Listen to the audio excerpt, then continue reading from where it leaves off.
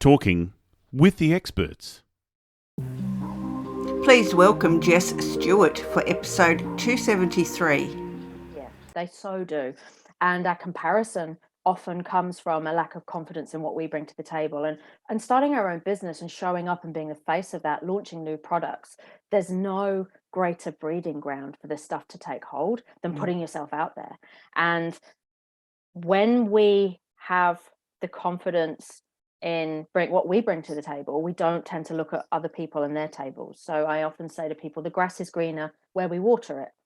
But it's easier said than done, right? Especially when you're looking around at everybody else going, well, they're doing really well and I'm not. And on social media, particularly for businesses, I mean, I love to follow people to try and learn from them, but often it leaves me feeling inferior because of all the amazing stuff they're doing. And then when you talk to them, they'll say things like, oh no, that program that I was selling for $10,000 a head, it didn't actually sell out. I just put the post saying selling out fast to try and encourage more people to book because I haven't actually got any bookings. Are you a non-techie, introverted author, speaker, coach, consultant, or entrepreneur wanting to make an impact through podcasting? In 30 days working one-on-one with you, I can show you how to build authority and credibility for your business. I'm inviting you to shift your thoughts about podcasting and allow yourself to expand into the next level of your life and business by joining the Podcast Wizard 30-day program as I help you take your podcast from idea to launch. Find it at rose-davidson.com under the Work With Me tab. Welcome to Talking with the Experts. This is where we discuss great ideas to take your business to the next level. How do we know these ideas work? Well, it's because we're talking with business owners who are using these ideas. Business owners who have years of experience and expertise. All things business by business owners for business owners. And now, here is your host, Rose Davidson. Hello and welcome to Talking with the Experts. My name is Rose Davidson, your host from rosedavidson.com. Talking with the Experts is about all things business by business owners for business owners, and you can find it on all good podcasting streaming platforms and on YouTube. And today my guest is Jess Stuart.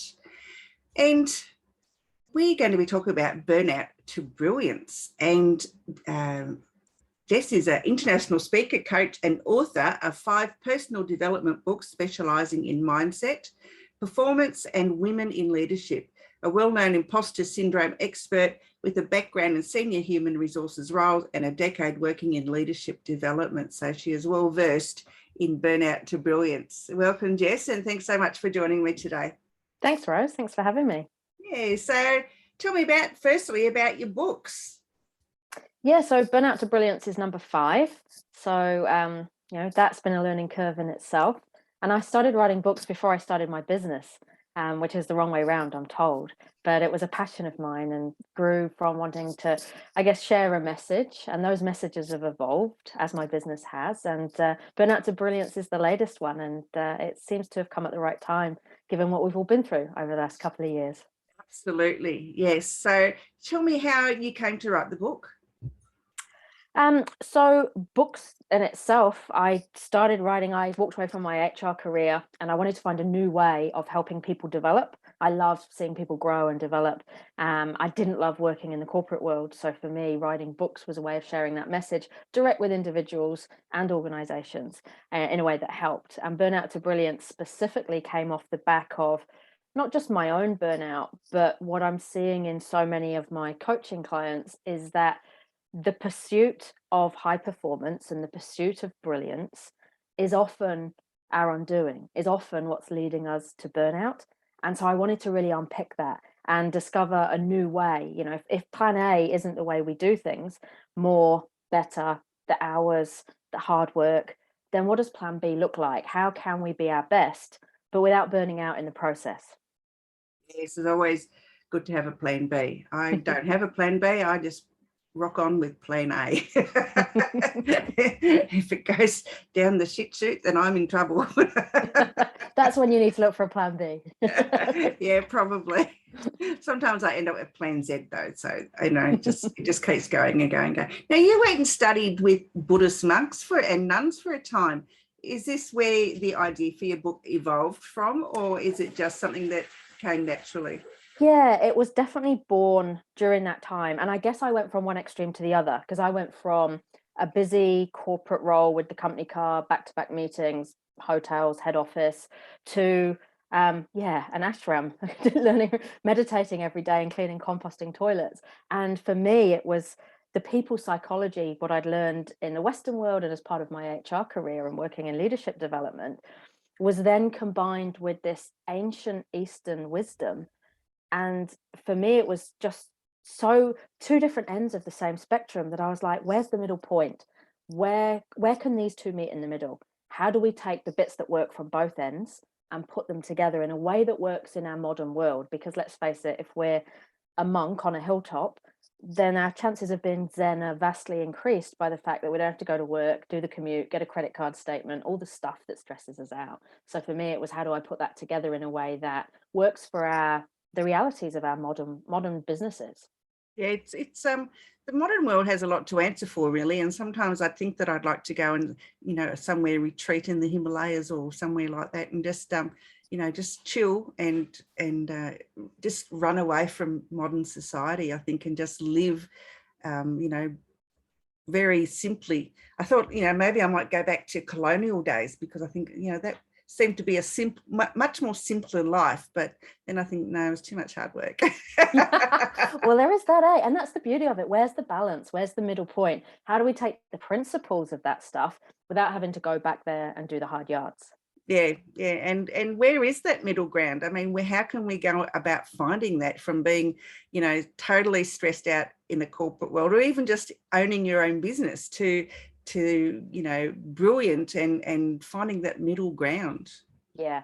And I think that was one of the aha moments for me. I walked away from the corporate world thinking exactly that, and was like, right, I'm going to start my own business, because then I've got freedom and autonomy to be my own boss. I'll work, 11 till 2, and I'll go to yoga at lunchtime. And then, of course, I ended up working more hours than I'd ever done in my life, trying to do everything, because all of a sudden you don't have marketing department and IT department, accounts. You are it. And was like, hang on a minute, this isn't working either. And I think therein lies the problem for so many of us in business. There's so much to do that there's never enough hours in the day, yet we always think that more is better. And this is a concept I talk about in the book, this difference between quantity and quality.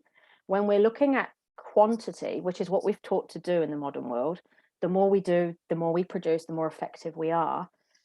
But at what cost? And how effective are we?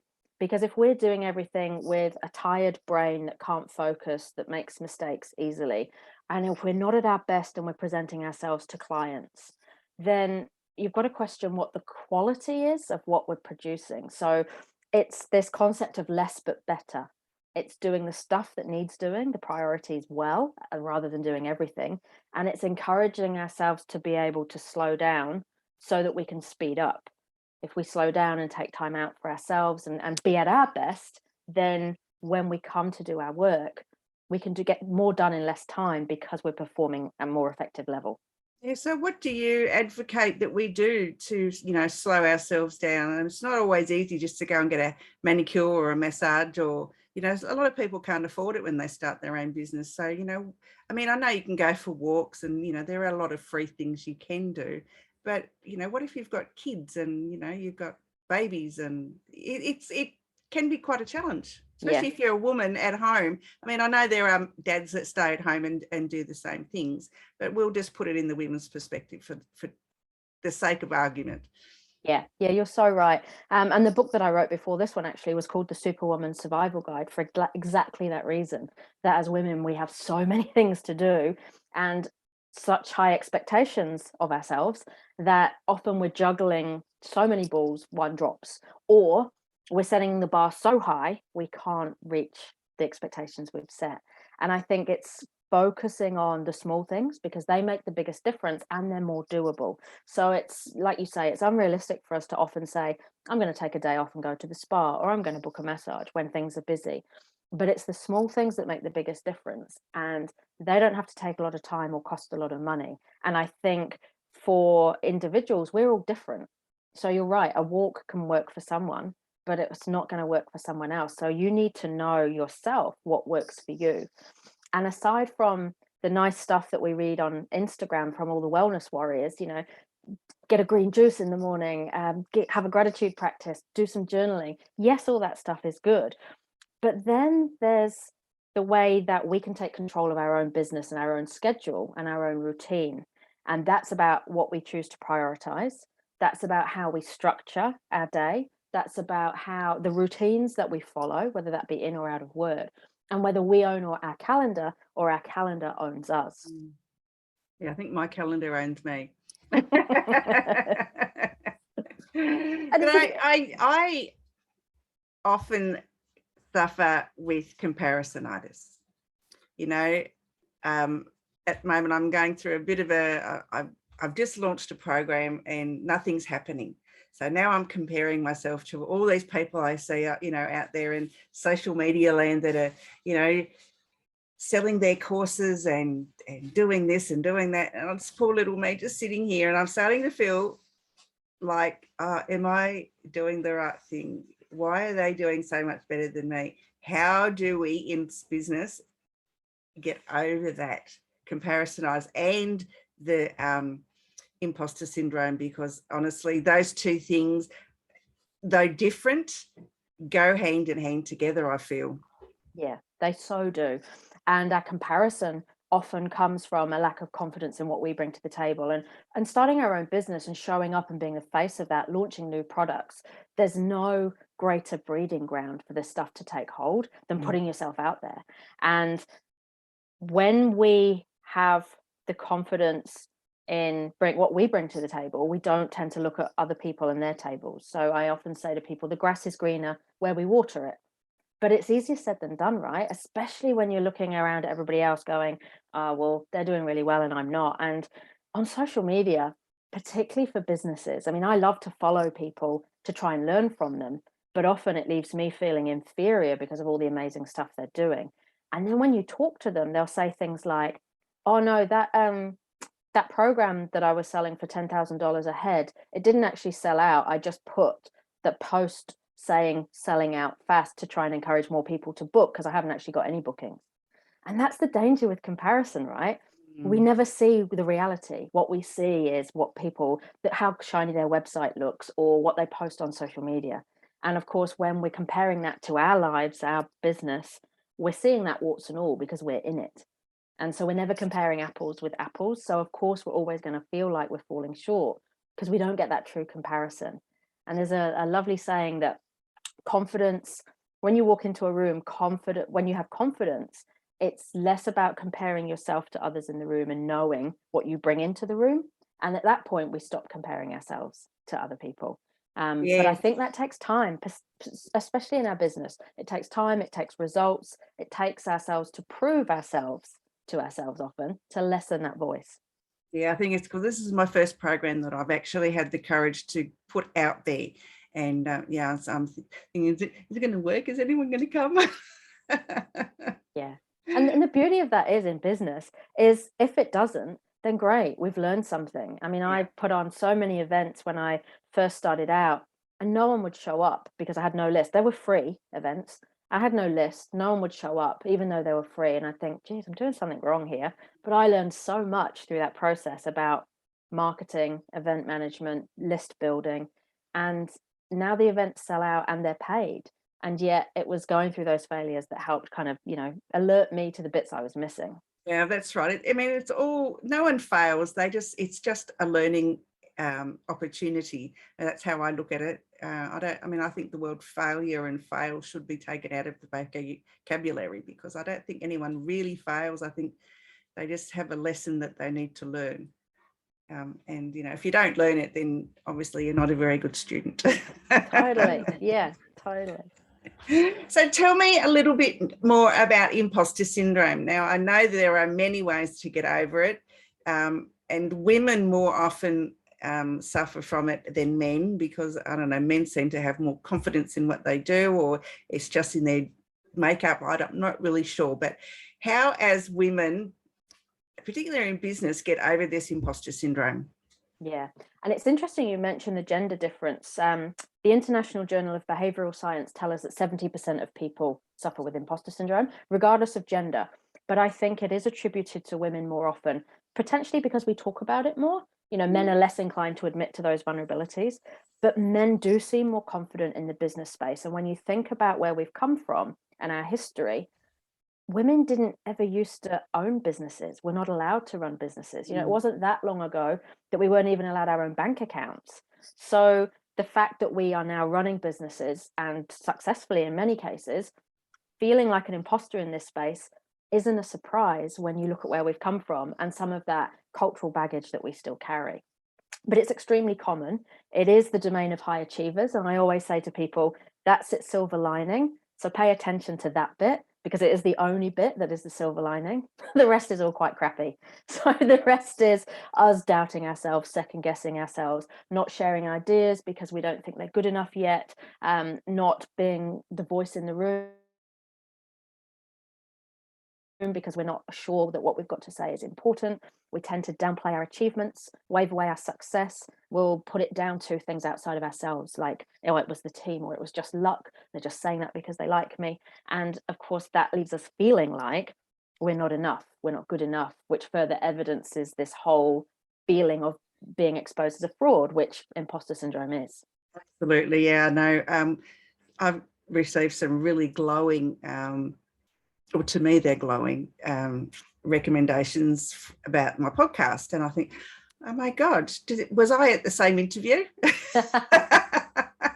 But, you know, they make me feel so good because I think, you know, I didn't do a very good job or, you know, I'm not progressing as well as I would like. But, you know, 20,000 downloads is not a bad, you know, a lot of downloads. It's not the millions that some people say they get, you know, after their first 3 or 4 episodes, which I don't believe that really happens, but you know, I'll leave that to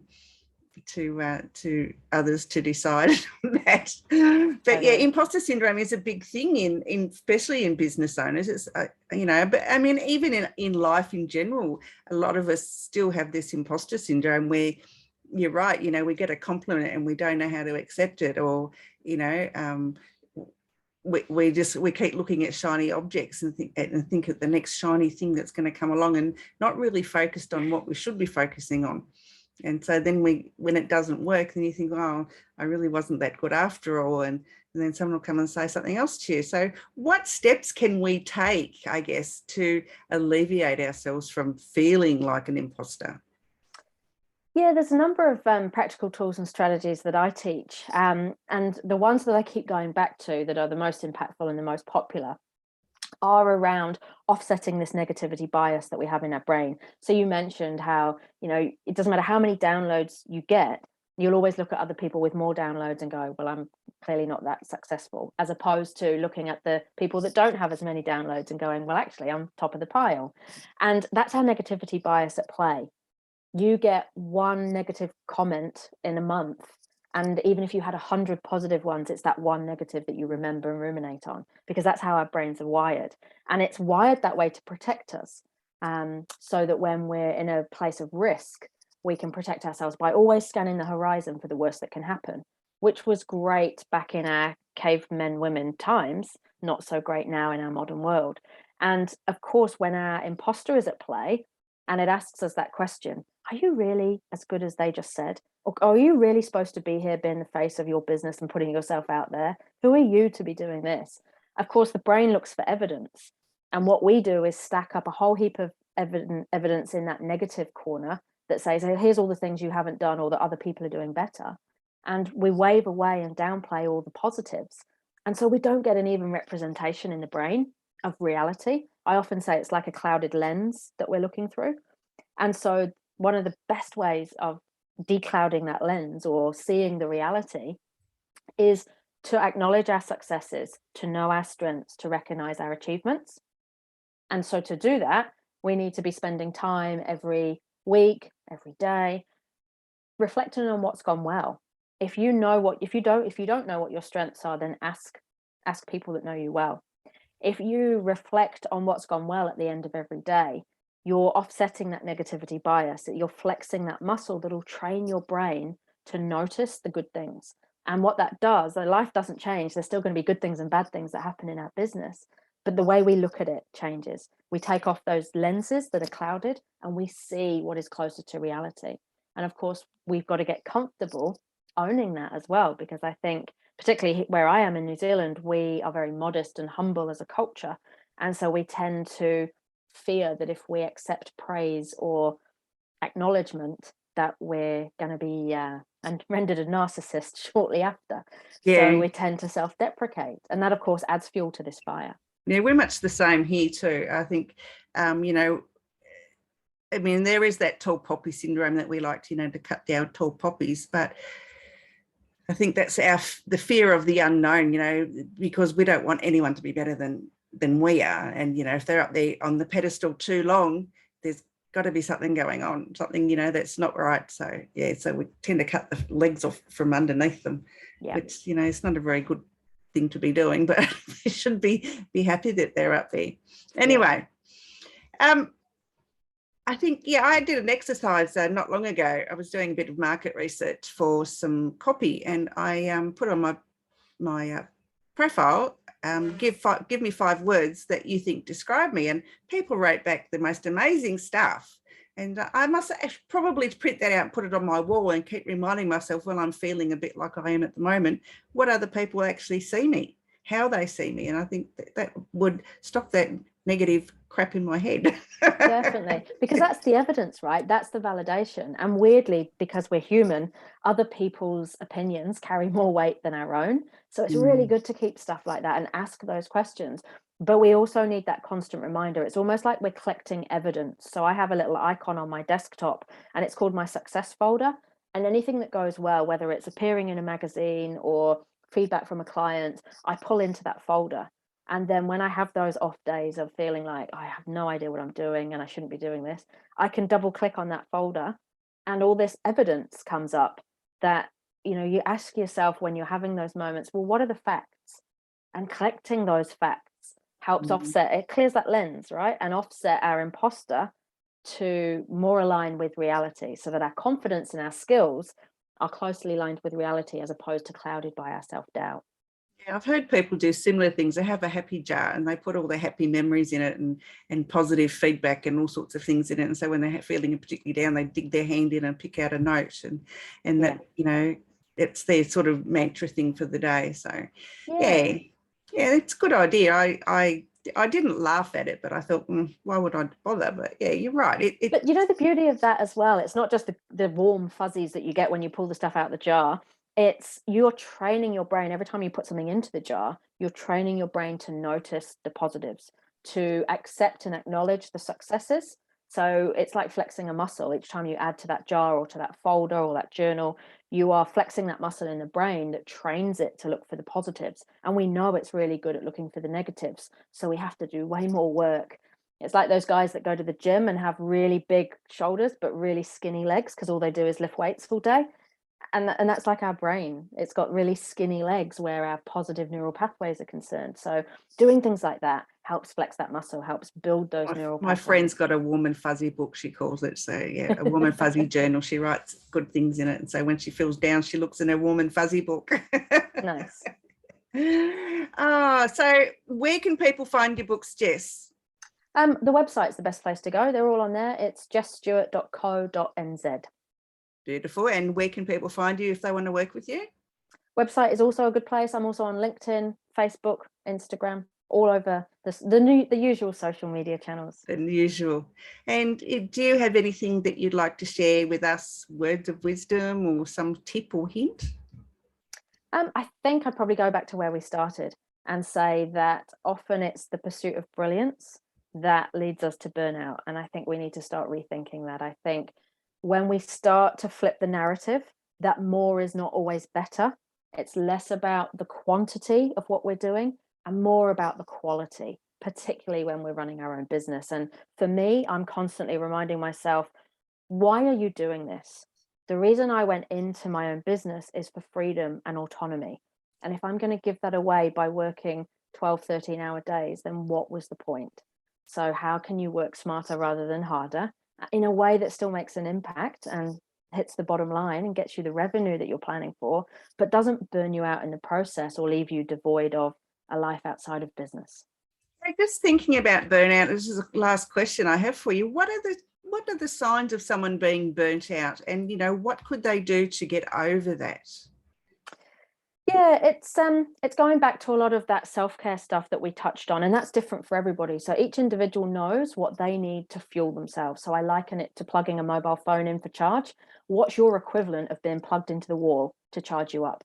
For some people, it's yoga. For other people, it's running, swimming, time with the kids. For other people, it's time away from the kids. We're all different. So you get to pick. But the signs to look out for when you've let your battery level drop too low at its early stages, and this is probably something most of us can identify with, it's a loss of energy. We're too busy to take breaks, a sense of overwhelm, maybe a lack of focus, and it escalates from there. But at its pointy end, at the end where it's really impacting us and we're probably getting sick at this point, you notice that you start checking out, withdrawing, just detaching, even from the things you enjoyed. So not necessarily just your work, but your family, your hobbies. You lose the motivation for pretty much everything. And the loss of hope comes in there too. And because that starts to impact on our sense of results, we get frustrated, resentful. There's often a feeling of guilt and this sense of, I'm not coping, life is unraveling. So it kind of, I have in the book 5 stages, and it gravitates from the, hey, I'm a bit tired and I've been working too hard, right through to, actually, I'm about to fall off my edge here, and it's too much. Yeah, it is something to look out for, because burnout can cause a lot of mental illness and can lead to mental illness, in fact. So they're quite significant signs to be looking out for, or get your family members or your friends to point things out to you when you're not feeling your best. I think that might be a good way to go as well. Definitely. And seek help and support. If that resonates, then where is your intervention? I often say to people, it's like a traffic light system. When you're on green, you're at your best. And when you're on red, you've hit burnout. But there's that bit in between when you're on amber. It's like the fuel gauge coming on your car when it needs refueling. And for you what happens. For me, I get a sore throat and I get tired, even though I sleep well. And I get this twitchy thing in the corner of my eye. Isn't that horrible? We're all different, right? But we know those signs. And so if you know what your amber signs are, that's your warning light. And when you notice that happening, you need to intervene before you hit red. Absolutely. Jess, it's been an absolute pleasure. And thank you for those great tips and hints and, things to look out for to keep ourselves in tip-top condition so that we can run our businesses. It's a pleasure, Rose. Thanks for having me. Bye for now. You've been listening to Talking with the Experts, hosted by Rose Davidson. Make sure you have a look at our back catalogue over at talkingwiththeexperts.com. And be sure to subscribe to our podcast so you don't miss out on any episode. We look forward to your company next time.